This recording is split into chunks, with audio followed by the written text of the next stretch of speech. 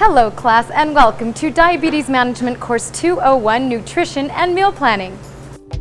In Course 201, we'll look at how to achieve a healthy diet through nutrition, meal planning, and meal preparation.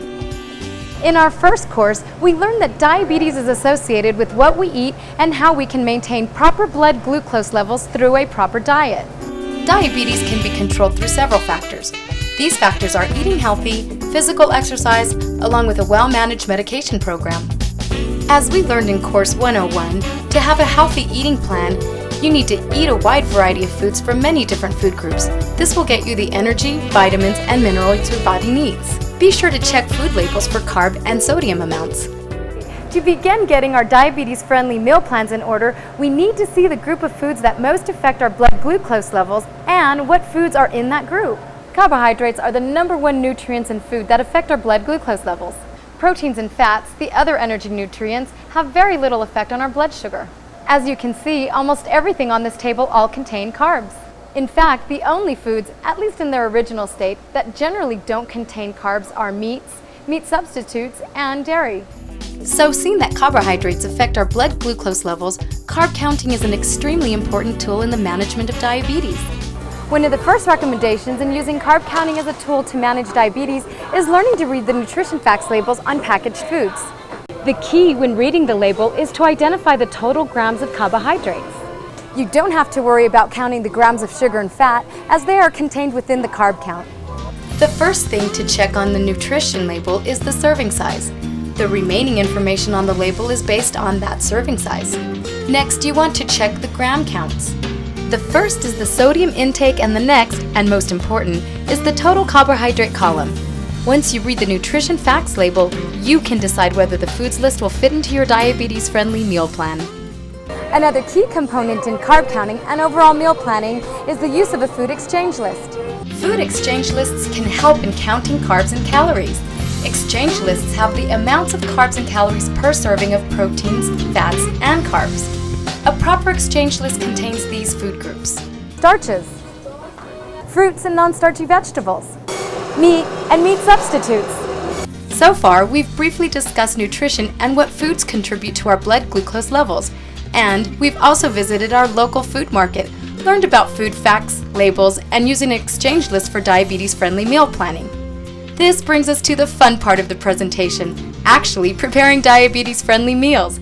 Let's head over to the kitchen and let me show you how to prepare 3 delicious diabetic-friendly meals. Today we're going to prepare 3 diabetic-friendly meals, 1 breakfast meal, 1 lunch meal, and 1 dinner meal. To begin our day, I'm going to prepare one of my favorite breakfast meals, a Spanish omelet. The ingredients for this meal consist of 5 small potatoes peeled and diced, 1/2 medium onion, 1 small zucchini diced, 1 1/2 cups green and red peppers diced, 5 to 7 large mushrooms sliced, 3 whole eggs beaten, 5 egg whites beaten, 3 ounces of mozzarella cheese shredded, and 1 tablespoon of Parmesan cheese. Along with these items, you'll need vegetable cooking oil spray, pepper, garlic salt, and herbs to enhance the taste. We begin by placing our potatoes in a stock pot and boiling it until tender. When the potatoes are almost done, we'll preheat our oven to 375 degrees Fahrenheit and start preparing our vegetables. In a non-stick pan, add vegetable spray or olive oil and warm at medium heat. Now, let's add our vegetables and saute until tender, but not too brown. Next, in a medium mixing bowl, slightly beat eggs, egg whites, pepper, garlic salt, and mozzarella cheese. Then, add the lightly sauteed vegetables to the egg mixture. Okay, now we're just about ready to place our omelet in the oven for cooking. Finally, sprinkle with low-fat Parmesan cheese and bake until firm and brown on top for about 20 to 30 minutes. And then we remove the omelet from the oven, cool for about 10 minutes, and there you have a diabetes-friendly breakfast, the Spanish omelet. Okay, next we're going to prepare a really quick and easy to make lunch meal, avocado tacos. The ingredients for our lunch meal consist of the following items: 1 medium onion cut into thin strips, 2 large green peppers cut into thin strips, 2 large red peppers cut into thin strips, 1 cup fresh cilantro or parsley finely chopped, 1 ripe avocado, peeled and seeded, cut into about 12 slices, 1½ cups fresh tomato salsa of your choice, 12 corn tortillas and vegetable spray or olive oil if possible. We begin by coating our skillet with olive oil or vegetable spray. I prefer olive oil as it's healthier for grilling vegetables. Now we're going to lightly saute our onion, green peppers, and red peppers. While those are sauteing, I'll run over and warm up our tortillas. Now we simply combine all the wonderful ingredients, peppers, onions, and avocado. We'll top it off with some parsley or cilantro and add salsa. We're ready to eat! Our final meal of the day, and the one we look most forward to, is dinner. And for our final meal, we're going to do a very tasty yet healthy diabetes-friendly meal. We like to call it arroz con pollo. If you're looking for a diabetic-friendly meal with lots of flavor, then this one's for you.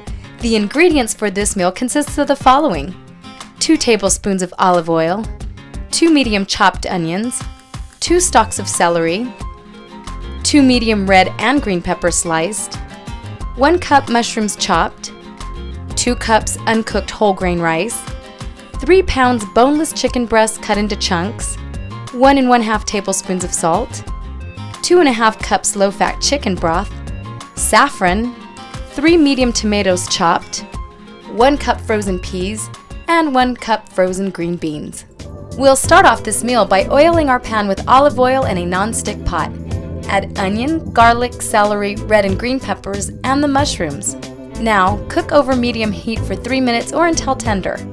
Next, we add the whole grain rice and saute for 2 to 3 minutes, stirring constantly to mix all the ingredients. Now, add chicken salt, chicken broth, water, saffron, and tomatoes. Be sure to use only about ½ a teaspoon of saffron. Then, bring your water to a boil. Next, we'll reduce the heat to medium-low, cover, and let the casserole simmer until the water is absorbed, rice is tender, and that'll be about roughly 20 minutes.